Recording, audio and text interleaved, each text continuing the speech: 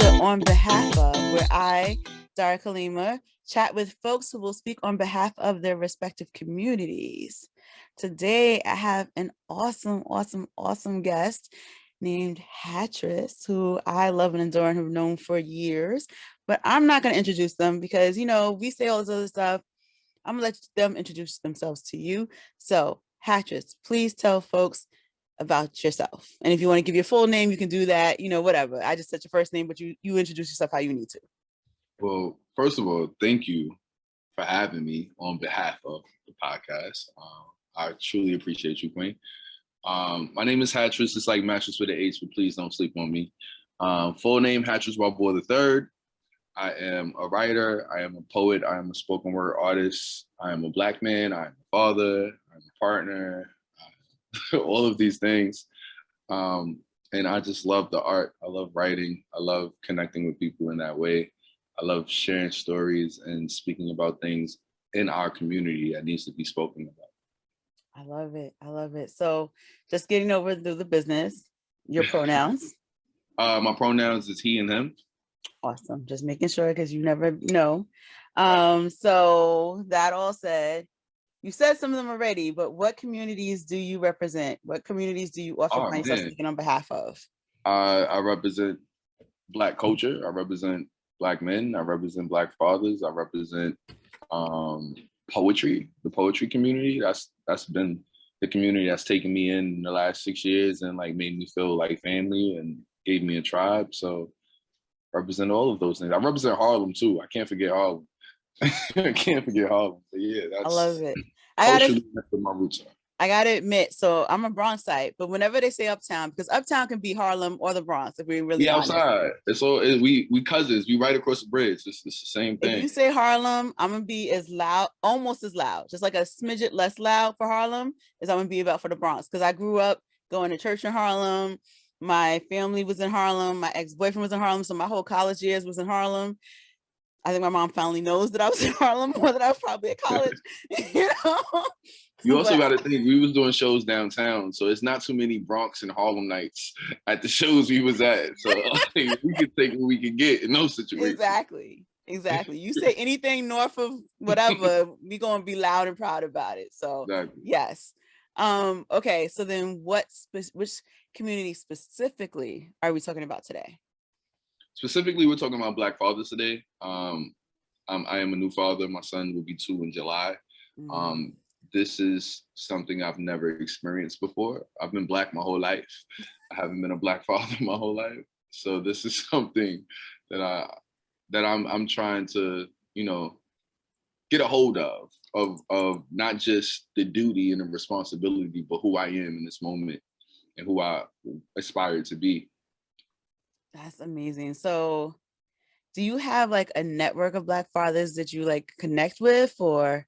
I do. A lot of my brothers are fathers. And it's funny that 3 of my brothers, and I call them my brothers, of course, they're like my closest friends, but they're like brothers. Okay. 3 of my brothers had children around the same time that I did. So not only were they fathers, but they were new fathers like me. So like we were kind of going through this similar anxiety, the similar doubts and like joy at the same time and processing that together. And also I have my brother, my actual brother, he had his daughter 2 years before I had my son.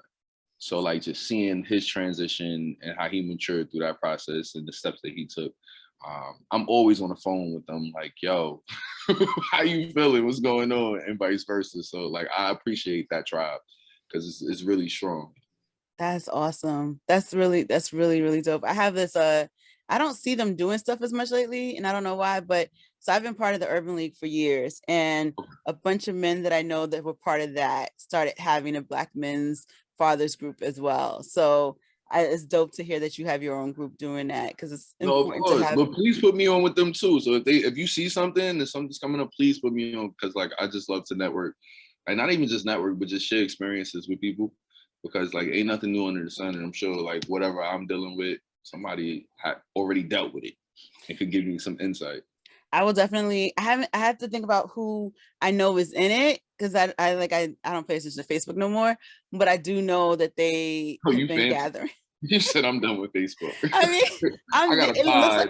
it What looks am I like going I'm on there. Facebook for? It looks like I'm there because it looks like I'm there. But like, if it wasn't for the groups that I'm part of, Got you. I'm barely present anymore. Like I'm just like, oh yeah, that thing over there that I gotta pay attention to every now and then. It's so That's how I bad. do with Instagram now. Like, I'm in and out. I'm not even there. It's like I do see you repost opposed to actually original posting there. I'm in and out. I feel you. I feel you. So tell me something beautiful. I mean, I think you already sort of was tapping on that, but tell me something beautiful about that community or your network of friends that you have. This brotherhood. um, I think I think the beauty of it is seeing my friends in a different light, right? Because like when you become a father, you have to. It's different parts of you that gets exposed that you probably kept guarded because you didn't have to be that vulnerable or that sensitive before. But just seeing the sensitivity level of some men who I didn't think had that in them. You know what I mean? Like even my brother was a player to the end, pimp or die kind of dude. Like you know what I'm saying? And like just seeing the softness he has with his daughter and just like how she runs him. And it's like it's a beautiful thing. Like he bought a house and like she runs that house. Like that's her house. You know what I mean? Like and like his whole life is kind of like centered around her. And it's just dope to see because like I've never experienced him that way. I've always experienced him as like a free spirit and just like whatever he wants to do is what he's gonna do. But now it's like, yo, like she got school or she got this. And it's like, yo, I can't just pop up to New York no more. Like he's in Milwaukee with her. So it's like I love to see it. I miss him, but I still love to see that type of bond that he has with his daughter. So then how has being a father I'm assuming how has being a father changed you or has it changed you or what has it done? Of course. For better or worse or whatever you want to call it, I just feel like it's just a new place in my life that I'm just I'm not used to, but I'm adjusting to. So like just the sitting down part because like we was outside, we was trying to accomplish our dreams and our goals and doing this show and that show and advertising on social media and this that and the third. But it's like now it's like these are moments that I'm not going to get back with him, and I think about that all the time, and it's kind of causing I don't know a rift because it's like I do want to chase my dreams, and I feel like if I don't chase my dreams, how can I tell him to do that? But at the same time, I have a duty to my household that requires me to be here that I'm still adjusting to. Mm. I was so Kevin Powell has you know who Kevin Powell is, don't you? Or maybe you don't. Do you know who he is? Nah. So Kevin Powell, I always have to remember that like these age things that are happening too, because I feel a little old. Thanks, You're around Hattress. the same age, don't do that. So so Kevin Powell was on the original Real World. And so he was on the original Real World and he was a poet back then. So that's what he was known for back then. Okay. And then he was a writer with Vibe. And so his most famous article is actually an interview he did with Tupac while he was still in prison. Okay. And so he's done a bunch of writing. He did a bunch of writing with Vibe. And then he's releasing his 15th book at the end of the year, I think. And so he's this writer, does like poet, but also memoirist. And he's done a lot of interviews and stuff. So he has a writing workshop that he started during COVID. And I've been part of it. I'm one of his like behind the scenes people. I say Gotcha. all of that to say right now in this semester of iteration. So he does it like fall and spring. So we're in the spring season. He interviewed somebody yesterday who she was a deaf poet, actually. She was one of the, I guess, I don't know if she was on Broadway, but she was definitely one of the deaf poets who were touring. And she was saying that the moment deaf poetry stopped, she ran to Hawaii. She's from Queens. Okay. She ran to Hawaii and wanted to raise a family. So she has two girls out in Queens. And she was saying that no matter what, it doesn't matter. The writing, if it's important, it's still gonna find you. So she stopped to do this parenting thing but she still, like, she just released her second book last year, 2021. Okay. So it was, as I hear you, I'm hearing her in my head, sort of with that advice that the writing, as long as you keep working at it, it'll still find you. She needed to get away from the scene because she felt she was too young and it was too much that was being pushed on them back then, but that ultimately, like, she still is a writer. She's still doing her thing. She didn't stop. She just found a different way to do it. So I think you'll I find a needed way to that. pivot. I love that. I think for me, I'm in a weird age bracket, right? Like I'm 33. I just turned 33. I started doing poetry fairly recently, less than 10 years ago. So that time is ticking for me in my mind. And I don't know if it's an insecurity, I don't know what it is, but in my mind, it's like, yo, if I don't make it, I have to make it. And I'm not necessarily sure what making it is, right? Like, but in my mind, it's like, if I don't make a career out of this writing thing within the next year or two, then what am I doing it for? What is all of these years of sacrifice for if I'm not where I feel I should be as far as like in my career as a writer? So that's what I'm battling right now. And add it to the fact that, you know, I have an almost 2-year-old that's in my face saying hi, and he needs hugs and kisses and just attention. So like for me, it's just really, really, it's bittersweet. It's bittersweet. It's like, yo, I love the space I'm in now with my son, but then I'm also like, damn, like, am I like missing out on my dream? You know, it's interesting because I'm trying to find this, and this is right. Because my memory is garbage. I'm gonna tell you, my Well, memory is cool. And terrible. that's the consequence of being a writer. That's why we write everything down. Seriously. But they were talking about this, and I like, while you're talking, this is the one good thing about Zoom and everything, and like having digital stuff in front of you, because you're like, let me Google that real quick, fast. Remember, Toni Morrison started writing when she was in her 40s. Yeah, she put out her first book when she was like 40. I remember that. So you were ahead of her already. I just want to, I'm not saying that you have to match her time. I'm not saying that at all. I feel you, and it's weird because I'm a little older than you, right? I got a couple of years on you, and I'm in this like weird place because I found myself talking to somebody who's in our poetry network, and I was like, as someone pretty much twice your age, I was like, wait, how did I do that? You know? But I had to, in that moment, I had to pull that twice the age thing, because I felt like in the conversation, I had to sit the person down and try to have like a Put things mentoring in conversation with perspective. Yeah, somebody, you know? yeah, But like, I don't usually pull my age stuff on people at all because I don't want to be that person. But like, yeah. it's weird that I'm hanging out with people half my age, and I'm hanging out with people who have that same 20 years on me. And home is somewhere in between all of that, right? Like, I'm perfectly comfortable hanging out with the younger people. I just cannot rock as late because I got job and Yeah, I remember when we responsibility. was doing the poetry. He was like, "Yo, listen, I'm out of there at 9:30. Y'all be going to 1." Like, no, I'm not doing that. I was like, I used to do this. I don't do this anymore. I used to close down a lot of places, more so clubs, but like in my heyday, Yeah, I feel you. in my responsible, I need to keep a job day, maybe not so much. but like, but then I also still hang out with like these older people, and I'm learning from them, and I'm learning from the younger group. And like, I think like there's something almost beautiful about being able to traverse both these spaces. And it's like, I find it fascinating to be around these people who at least got 10 years on me and are writing completely differently than I am. So I'm writing more like the people younger than me, but I can't hold a candle to the people younger than me. So I'm like, I'm in my own lane because I'm just in this age group, right?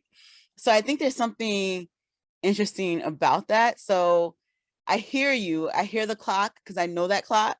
I think in some Yeah, ways we're both in that clock space, but yeah. also I think there's like, one of my favorite poets has about 8 years on me, and they were still asked to slam a few weeks ago.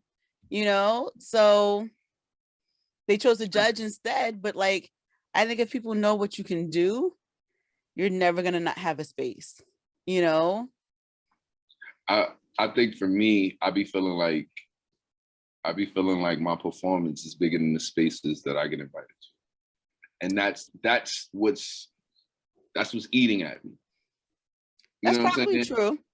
That's what's eating at me. So it's like until I get to that level, I can't rest. I can't sleep easy at night. So, you know, it's funny. I was talking, and I mean, we'll get back to the other questions, but I was talking about you the other day. I went to a writing workshop Me? and What? yeah, Really? Okay. I mean, you know, when I say my favorite poets, I'm always talking about you and one other person. Like I use the two of you interchangeably almost, but you know, I appreciate whatever. So they were talking about writing for the moment, and it was a workshop on writing for the moment.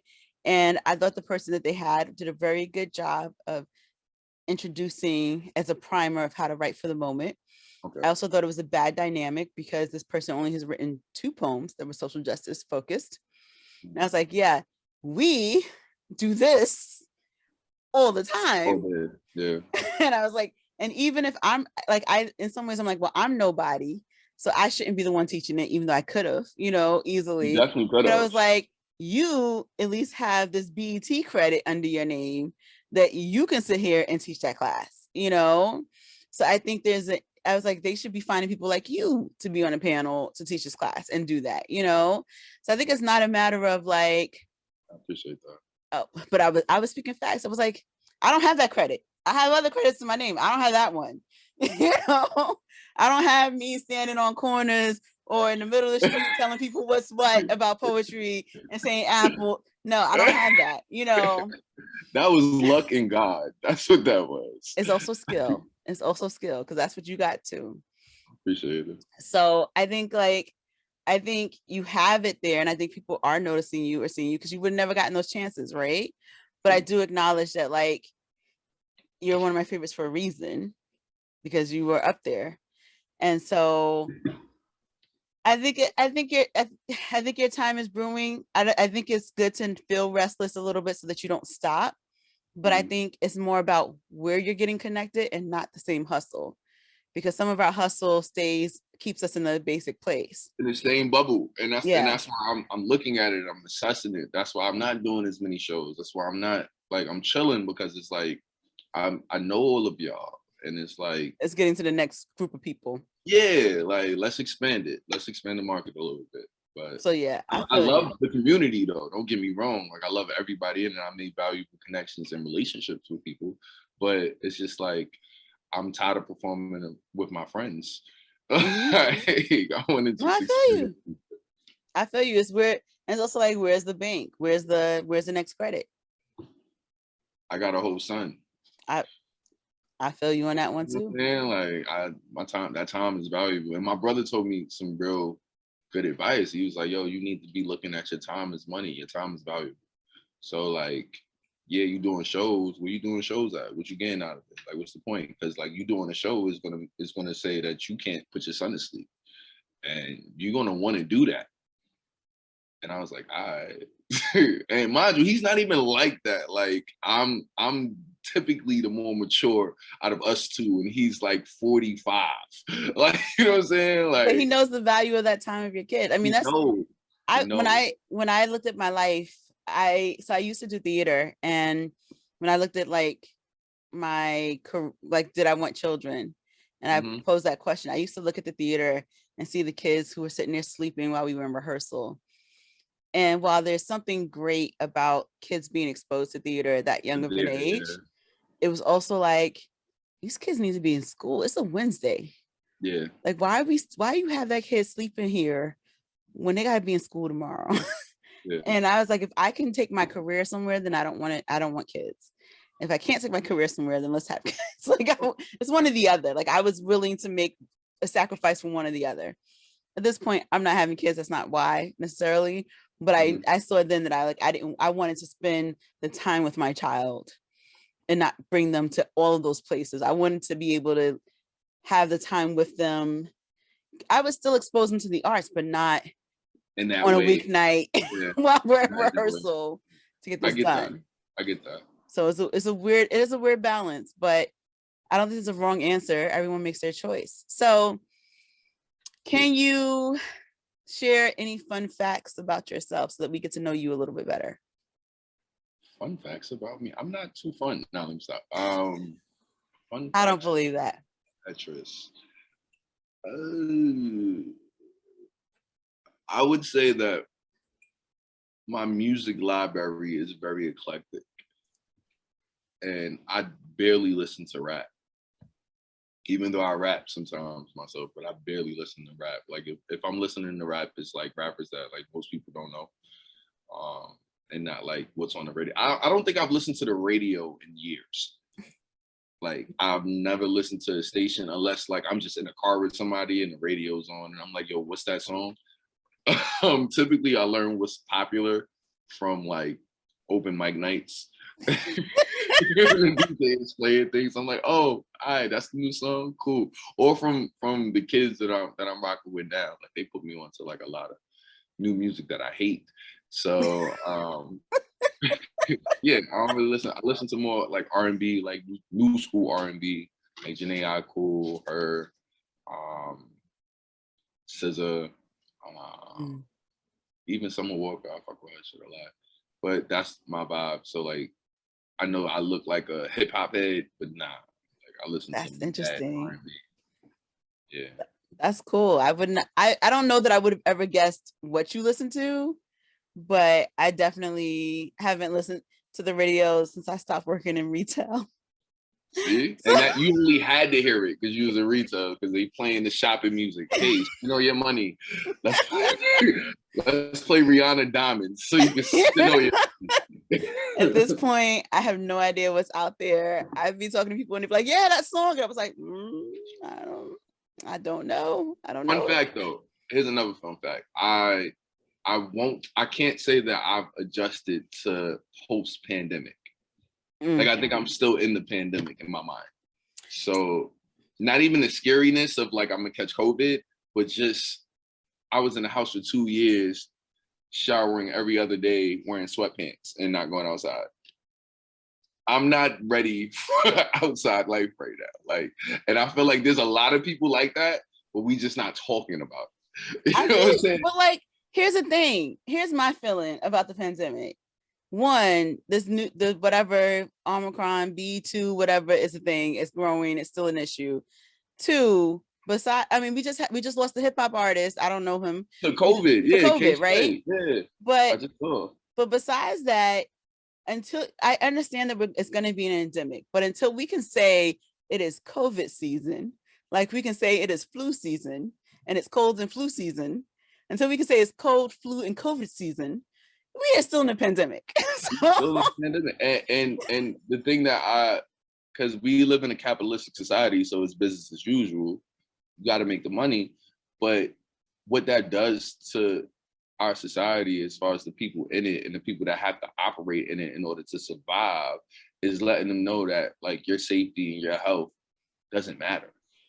And that alone causes stresses and PTSD. And it's like, I feel it, the people I work with feel it, our kids feel it, like, you know what I'm saying? So it's like, I think that's been my number one biggest struggle, just adjusting to having to normalize this space that we're in right now, because it's not normal. And like, I don't know when I'm gonna be ready. I'm just not ready. You done said a whole sermon and I mean, I'm with you. I just feel like, man, I could spend an hour on this topic alone. Like, I'm with you. I think no one is okay. I think everyone, I keep saying everybody needs therapy or some version of something that's going to get them okay, because we still don't know how it's showing up for us. We've never dealt with it. Everyone has had a traumatic experience. Like everyone, it is so bad that, remember, there was the guy who was the hermit who came out of his hiding place went and got a COVID shot and went back in. Like that's not a fib, right? Like there's a guy who heard about it, came out of his hiding place, like this is like in Europe or somewhere, wherever, got his shot and went back into his hiding place because he didn't want to get COVID. So like that tells you that the whole world is experiencing some version of this traumatic experience, and we all pretend like we good. Nah, we all crazy, We're and we don't know not. how it's showing up. Exactly. And it's showing up. And the fucked up part about it is, can I curse? I'm sorry. Whatever, it's fine. Did I already did. I'll try to limit it. But like the messed up part about it is that they look at it as like a physical health problem, right? But like in reality, it's a mental health problem because like we're all dealing with it mentally. And they're telling us it should be okay. Like you're okay now. And it's like, nah, we just spent 2 years in the house. We're not right. Like the life that we had before that was totally different than the life that we had during that time and now. So it's the like bodies we have are different. So then we have to deal with like, I can't do the things anymore. And that's our still a relationships are psychological different. issue is different, you know, like all of Our that. relationships are different, right? Like I haven't seen some people in 2 years. When was the And last like time I saw you? in a minute, yeah, that's what I'm saying. So it's like I don't even know how to socialize the same way. You know what I'm saying? Because it's like everyone is totally different from March of 20, what was that, 2020? Yeah. 2020. Like, you know what I'm saying? Like, so it's different. Like, it's different. All of my relationships have taken a strain because Yeah. of COVID. And I see it.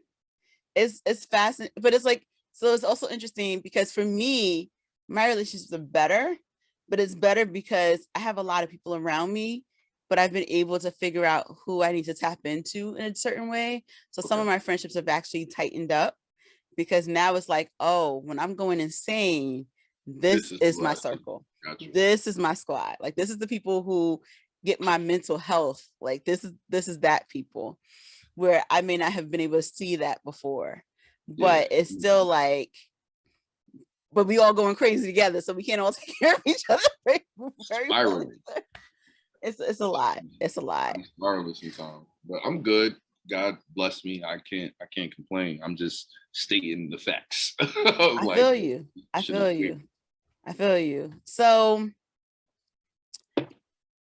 now that we talked about COVID being frustrating a little bit, or the pandemic being frustrating, what is something that, you know, whether it's something that's perceived about your community or something that is internal within your community, but something that frustrates you in regards to Black fathers?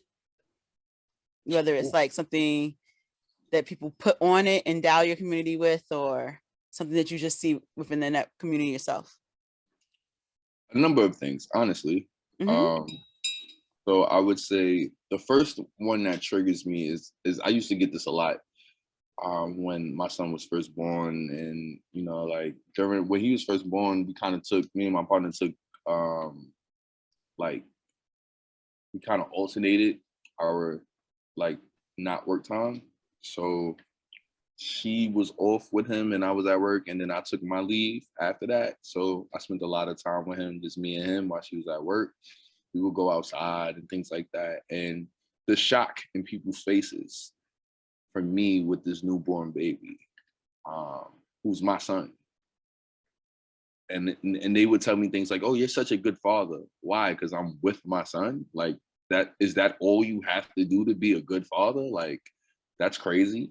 Or, you know, I don't see a lot of men with their kids, blah, blah, blah. And it's like, where are you looking at? Because all of the men that I know in my circle are with their kids. And if they're not, they would want to be because of other situations or whatever the case may be. So like just that stigma alone, because it's perpetuated through media and all of these things. And I've experienced absentee fatherhood. Like my father was in my life until I was about 15, and then he wasn't. But there was things that came into play that probably was out of his control. Like as a grown ass man now, I can see that. But like during that time, as a child with angst, I didn't understand it. But yeah, like that in itself just rubs me the wrong way, because it's like I know a lot of men who would love to be in their child's lives. And I know a lot of men who do everything possible to be that. So yeah, I don't like that. I think also another thing is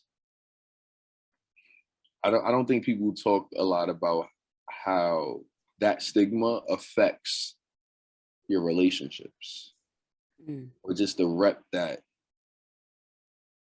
fathers get, especially Black fathers. I feel like Black fathers, when it comes down to it, our system and our society, unless you're married, they kind of let you know you at the bottom of the totem pole when it comes to the decision making you can make, when it comes to who has the power in making decisions for that child.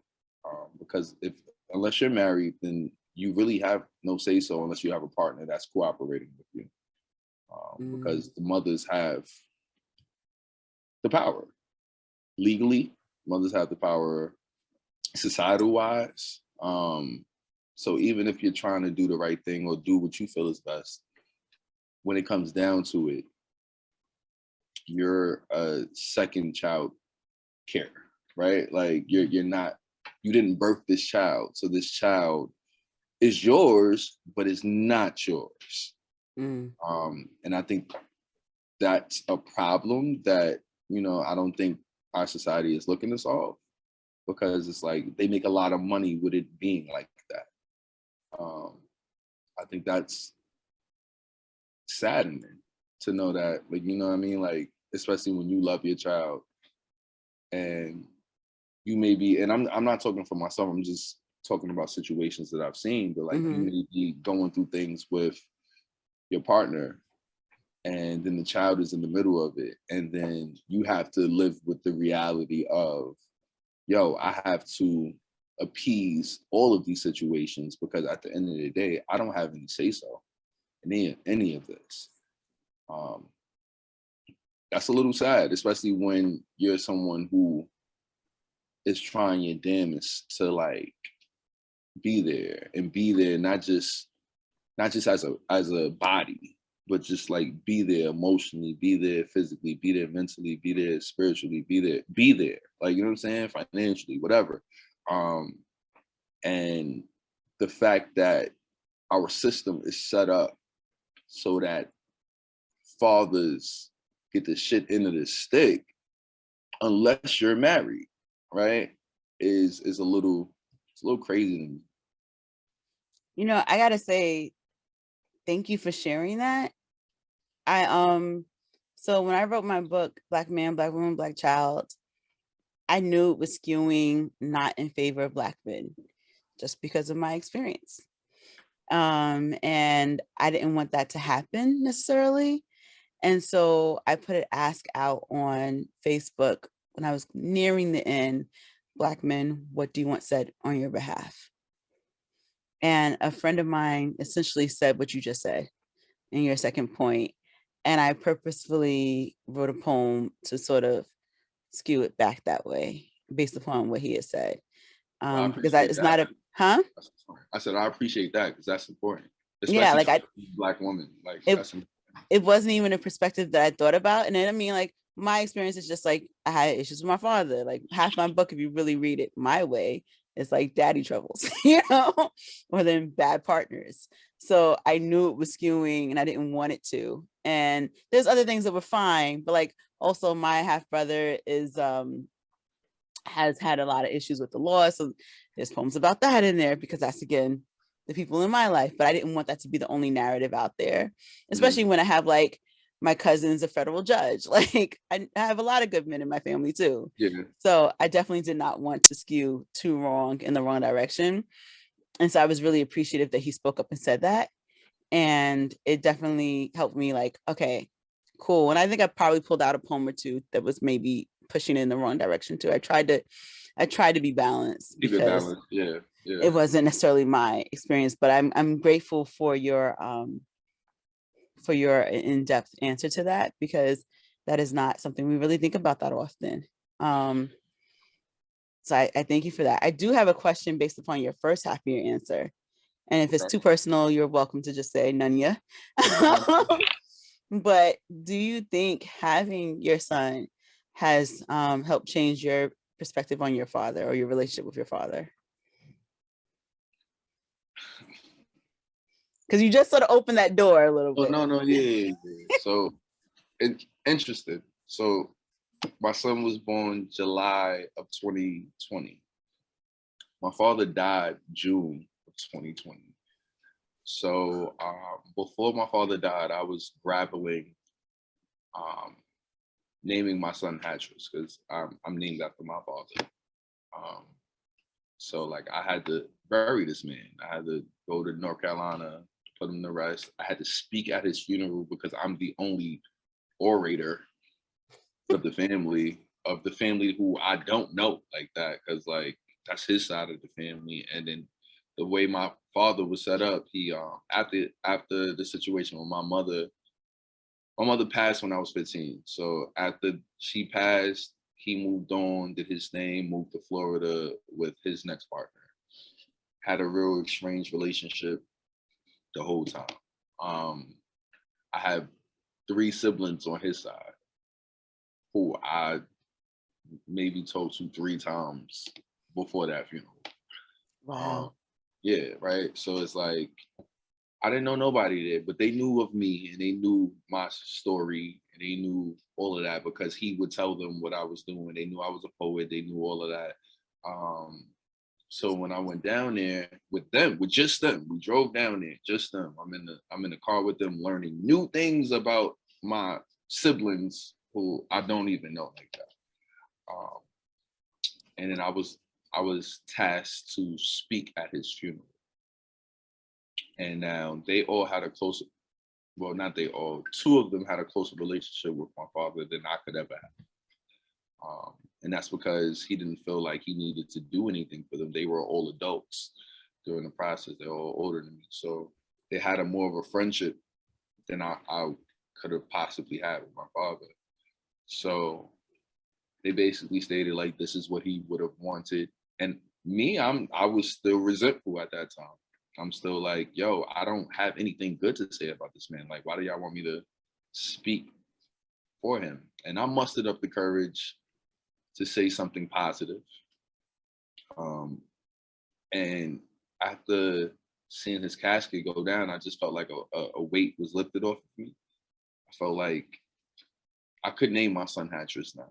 Like the Hattress that I know is not here anymore. And I'm modeling who Hattress should be, but or who I would want him to take pride in. And that's my job for the rest of my life to do that.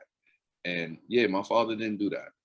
He's not here no more. So I can't fault him for that. I can't blame him for that. Um, so just seeing my son, and then the crazy thing about it is my son is a spitting image of my father when he was young. Genetics is crazy.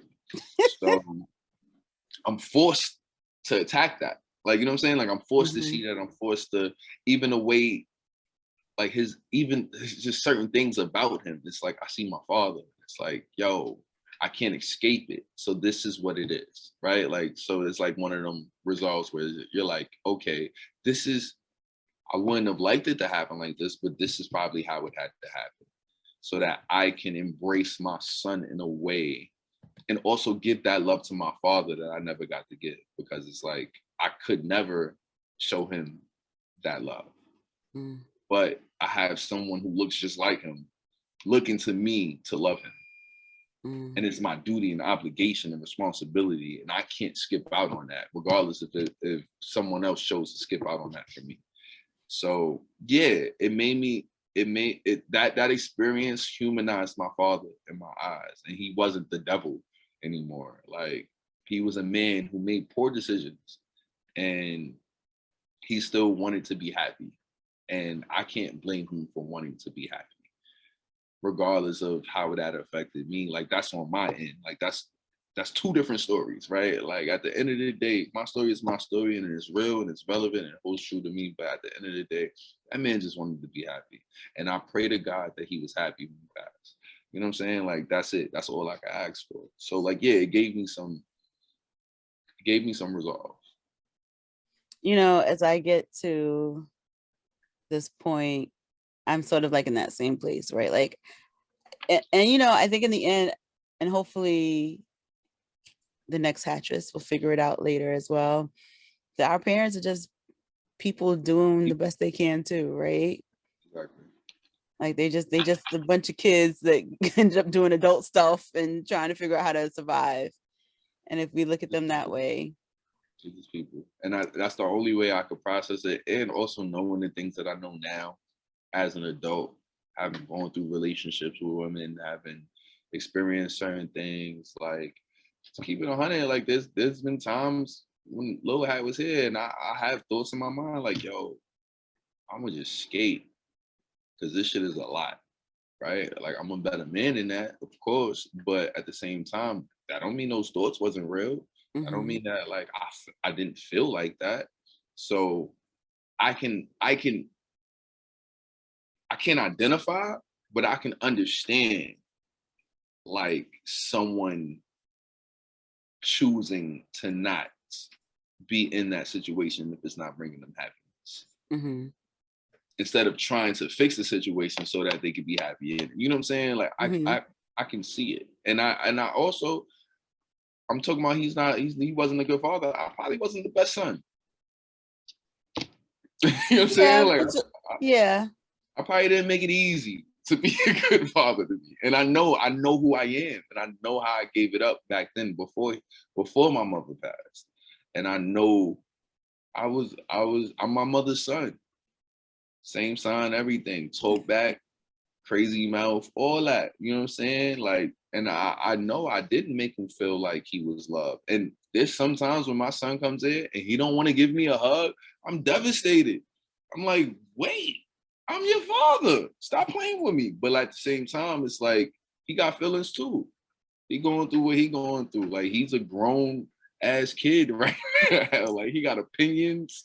He got choices he needs to make. Like he got autonomy. And I'm learning to respect that. I'm learning to hold space for that and just be there for him in whatever he decides to do. Man. So we're getting closer to the end of this Already? interview. Yeah. I mean, I only got like 3 more questions for you. But one of I'll the try to questions, run through it because I ain't trying to hold you up. I was enjoying this conversation though. nah, I'm enjoying this too. I mean, the questions are simple, and we've asked some other ones. So I'm enjoying this. I'm super appreciative. I'm not ending this conversation just yet. I'm just letting you know that like we're heading towards the end. So I do have a different question for you. What advice do you have for new fathers, new Black fathers out there? So everybody's situation is different, right? So I'm gonna focus this more so on the fatherhood aspect and not all of the things that come with fatherhood because like truthfully, it don't be the fatherhood shit that fucks people up. It be the relationships that you have to manage while having a child. That's the hardest part.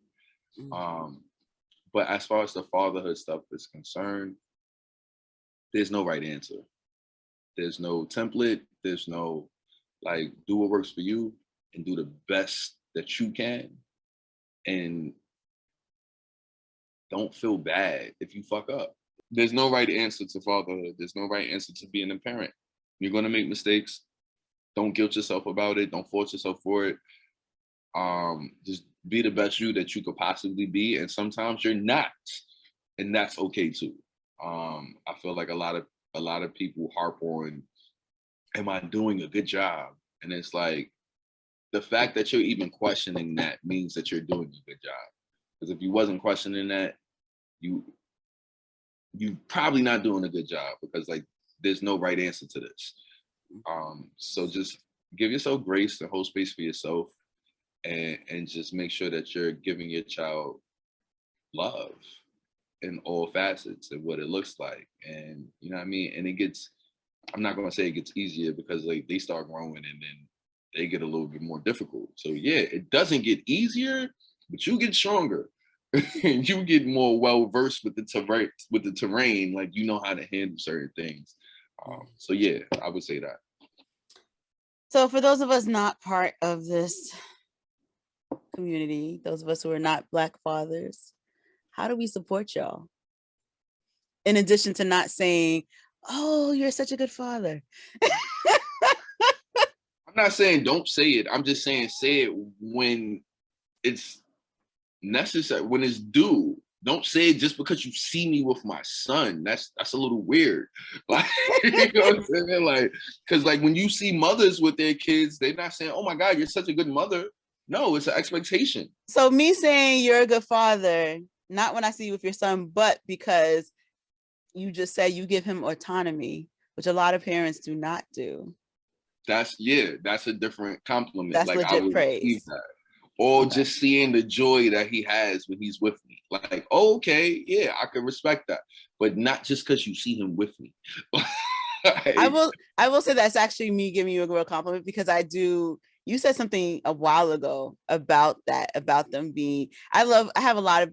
I'm very proud of a lot of my friends who are parents, from different groups, because I chose. My thing was like I went 0 or 3, and so here I am at 0. That was like I want 3 kids or none, and yeah, so that was my path. And I am very proud of the people who I have as friends who are having kids, who I see doing great things. And especially in this time period where, there's so many different paradigms existing around parenting and the right yeah, way. I really appreciate something you said like it's probably like a year ago, but you were saying about raising little Hattress, but it was about giving him that autonomy and letting him sort of decide. I think it was even about like religion. You were talking about it, yeah. and I was It just was like, a poem. that's like you're letting him, just like you're gonna show him stuff, but let him decide, and he's gonna live his own life. And I think that's so many people want to control those things about their children, and you're just like, well, he'll figure it out. So I think I give I you just props for that. I just know how I was. Like you can't just tell me to do something. He's just like that too. Like it has to make sense for him. It has to be appealing for him. And if it's not, he's not jagging it. And I respect that. I'm like, all right, cool. There are certain things where I'm like, nah, you Yeah, of course. I can't mean, you're still stand an up on adult. the table and wow, no, you can't do that. But if you want to pick these sneakers instead of these sneakers, yeah, all right, cool, whatever. Do your thing. I But feel you. yeah, that's where I'm at with it. But as far as like support, like how that's a that's a hard question for me because then it's like it's almost it feels like we're requesting assistance for something that we're supposed to be doing. But how do we just like acknowledge that y'all are doing? How do we make space for y'all to do what y'all need to do? So like I know, because the thing is we I don't necessarily, but especially within the Black community, you get a lot of women who will downplay Black men and not acknowledge. A lot of us will sit there and destroy Father's Day because we had bad fathers. you know, a lot of us will take a lot of our past hurt and put that on other men. So is there anything that would help us to realize, to unprogram ourselves, so that we make sure that we are amplifying the correct narrative around you guys? So that's the thing. I think the issue is that limited thinking creates a monolith, right? Mm-hmm. Of of Black fathers ain't shit because I ain't have a Black father. Maybe getting rid of that thinking Mm. that because you can hold your experience to be true, right? Just like I didn't have a good father in my life, and that's very true to me.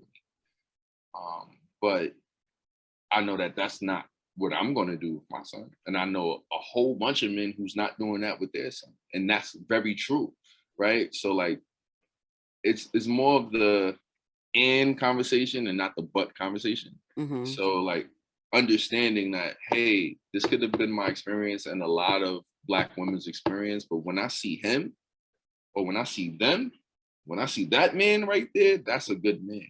And I don't feel like that happens a lot. I feel Mm-hmm. like it's like a cognitive dissonance because it's like you can't be that good of a man because my father wasn't. And it's like, nah, like I'm busting my ass. I'm trying as hard as I can. for my son and for my family, because like I said, the toughest part is not raising your child, it's the relationship issues that come when you have a child. Like, that's why most men opt out, because it's like that's a whole new layer to it that like you wasn't prepared for. And is it right? No. Do I understand it? Yeah. Because it's like I've never been in that situation until I was put in that situation. And it's like, oh shit, this having a child wasn't just like a financial stressor, it was a relationship stressor. Mm. And so now we have to navigate these spaces, and I have to be very in tune with what, not only what I want and what's best for the baby, but what you want, what you're going through, and the trauma that you have. And so now I gotta be therapist for me, for you, for him. I gotta like, it's just like it's a lot. So I'm not saying that women don't go through that either, right? Like I'm sure. I'm just speaking for the community that I'm speaking for. You know what I'm saying? Like, and that's what the best thing I feel like would be like, don't create a monolith. Don't create a negative monolith where you're assigning your own personal experiences to every Black father that you encounter, because it's not right and it's not fair. Truthfully. So before I ask the last question, you're a poet. I am sometimes. Sometimes I haven't been feeling like one, but I guess I am. don't even do that. We're not even gonna let that conversation pretend to happen. You are a poet. You are one of the dopest poets out there.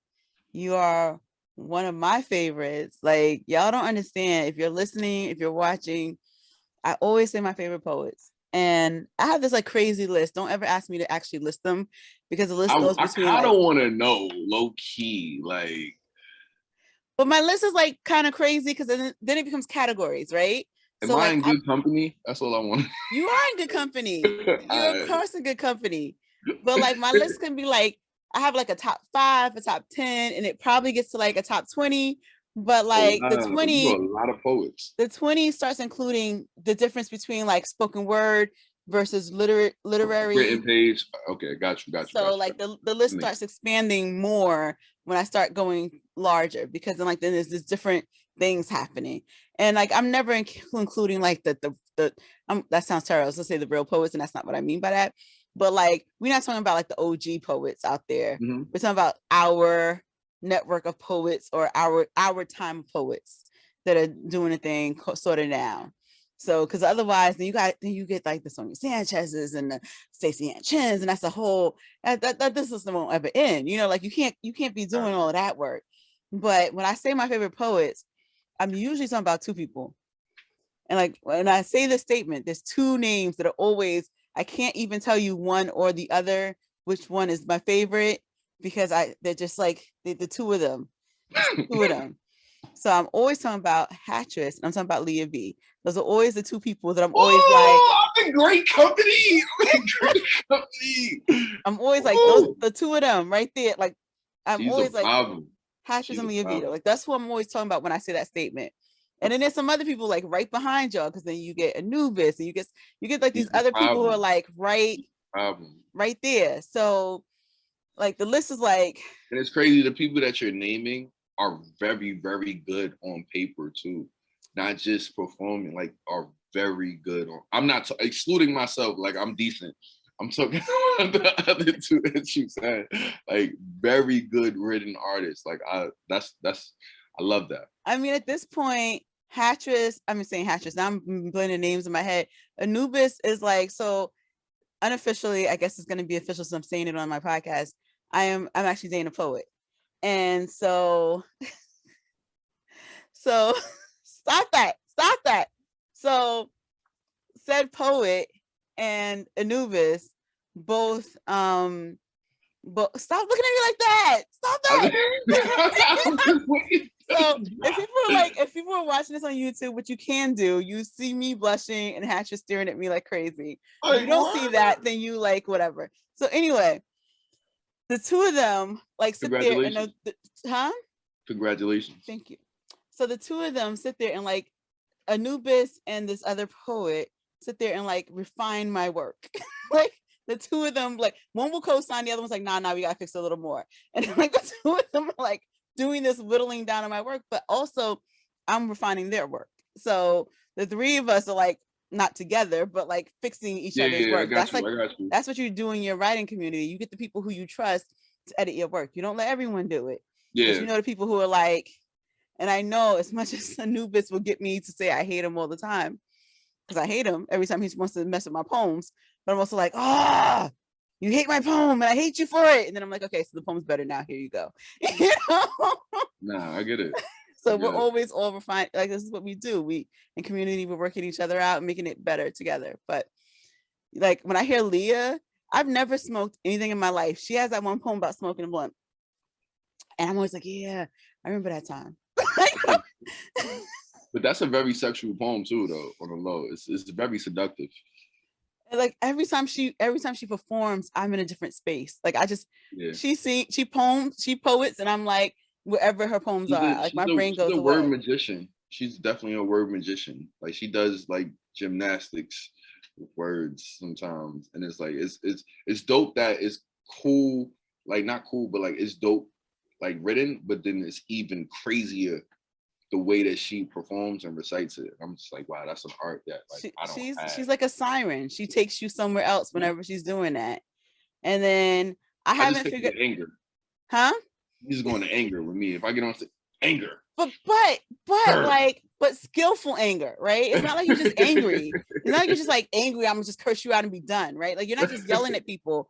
You are still doing this, like I can't even explain what you do with your craft, but you build this like space in this writing that we're riding this thing with, we're riding this wave with you through the whole poem, and we're with you with every word that you're giving us, and we are convinced to be part of whatever you are saying. We are on board with you, and we're like, what do you want us to do next? And so I'm with you whenever you're reading, whenever you're performing. I'm just like, I want to like learn what the Hattress secret. I'm gonna have to study you more. I gotta put more action steps in my poems. That's the action step. What's the next step? All right, I got mean, you. I talk about you a lot more than you think I do, just so you know, but I'm always talking about, I tell people, like, I'm always like, if you say something bad about Hatches, I'm gonna have to fight you. Like, you're like one of those. I'm surprised you're not fighting every day because I mean, they smart enough not to say something to me. That's fine. That's fine. I'm very loyal, and I'm a Leo, so my claws do come out, and I'm ready shout to. out to the Leos. Shout out to the You Leos. My know? favorite aunt is a Leo. And she like See? that too. That's the only aunt that I had that pushes me to write. Like she literally will corner me like, yo, when your book coming out, what you writing? And it's like, wow, all right, cool. I gotta do this. Well, if you need help with the next one, I'm here. So just keep I that got in the mind. manuscript pulled up right now. I'm about to read you a poem off of it. No lie. Like, Okay. So give us that poem. I'm gonna switch so that it's only you that we're looking at, and then I'm okay. not me, and then you have the whole. Thank you. So this poem is gonna be, I'm still editing it. This poem is gonna be in my next book. It's called Where There's Smoke. Um, the running metaphor is my father was an avid smoker, weed and cigarettes. But it's all about my relationship with him and how that affected my relationships moving forward. And if you know, smoke is a byproduct of trauma.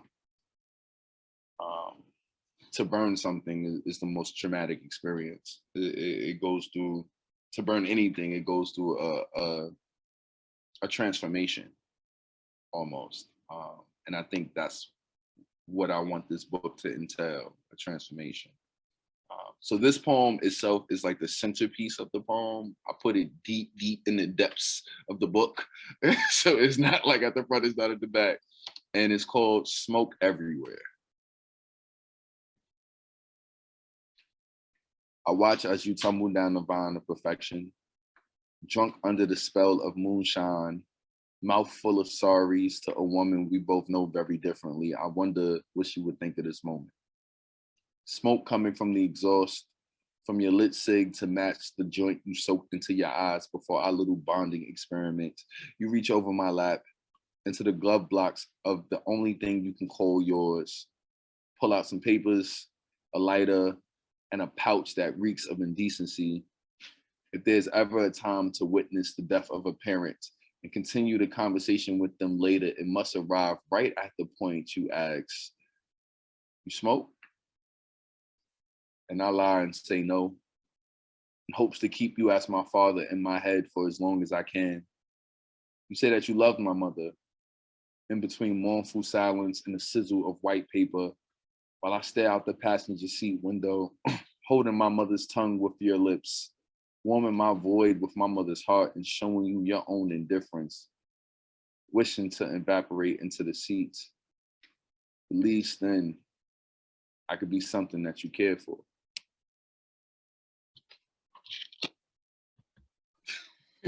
Yo. Yeah, I'm taking it there. This book, taking it there.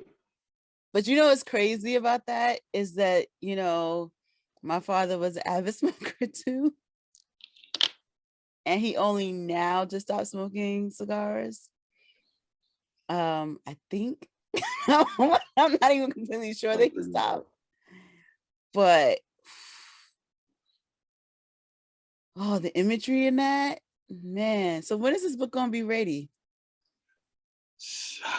Man, so I'm about 70 pages in right now. Okay. And it's a book of short stories and poems. So it's not just like poems. I am working with a formatter and book cover illustrator right now. When he hits me back with something that I think is good, I'm looking at the end of May, truthfully. That soon. Okay. Yeah. Okay. I put myself on the timeline. It's like, yo, you gotta get done by then. And if it's not done by then it's not done by then. But I'm looking at the end of May. All right, now I'm gonna need to pre-order it and get it signed and all that stuff. That's all I'm gonna just say. send you a copy. Don't worry about that. Okay. Just making sure you know I better have my copy. I'm trying to get the business right, so I'm purchasing the ISBNs. You know what I mean? Like I did it wrong the first time, so I'm doing it right this time. You know what I'm saying? I feel you. So Hattress, this conversation has been so amazing. I've learned a lot. I have loved on this conversation. I love you, but you know that I've been I love you too. A fan, and I told you, don't nobody. I feel like it's like an episode of like In Living Color when she always talks about, don't nobody talk about Miss Jenkins. You know? Like, can nobody talk about Hattress to me? Yeah, we was on stages together. You know? We was on stages together pre-pandemic. We was outside. Late nights in Queens. Downtown Manhattan. You feel me? We was outside. Yes, way back in the day, in the before times. Before pre-pandemic. Our kids won't even remember what that's like. Like, you don't even know. They won't even know what that was. Like, your kid wasn't around for pre-pandemic. How about that? He's a COVID baby, and that's why he's so different. He will only ever know since, never before. But this has been an amazing conversation. This has been a gift, I think, to me personally, but to everyone who will be listening to this. How do people find you, support you, follow you? How do they get in touch with you? I won't say I'm outside because I'm not, but you can find me on Instagram at IAM_Hattress. That's Hattress, like mattress with an H, but please don't sleep on me. You could also check out my website, IamHattress.com. I have books and merch up there. The next book is coming out shortly. So, also, I'm gonna be on Apollo in June. So if you want to support your boy, buy a ticket for June 8th at the Apollo. He's talking about like he don't. What he's talking about? He not in the right spaces, and he's. Listen, you know, I'm not even talking to you no more, Hattress. You just. I'm gonna need you to get over this imposter syndrome, because that's what it sounds like. That's what it sounds like a little bit. It could be that, but I'm trying to explore my blessings and bless other people. That's it. And Sounds like a great way to you know, be. But you are amazing. You are so amazing. Thank you. So for those people who didn't know, before the On Behalf came to you because I started a public access show, or I got certified to do a public access show back in 2019, and that I didn't remember go that. exactly. I remember that. That didn't exactly go how it was planned, but Hattress was kind enough to help me shoot my pre-pilot episode, and then with the promise of when I finally did the show that I would make sure I brought him back. My pilot never got recorded correctly. Then 2020 happened, and when I came up with the idea finally to start this podcast, I changed the name from what it originally was for the show, for the public access show, and On Behalf of seemed right.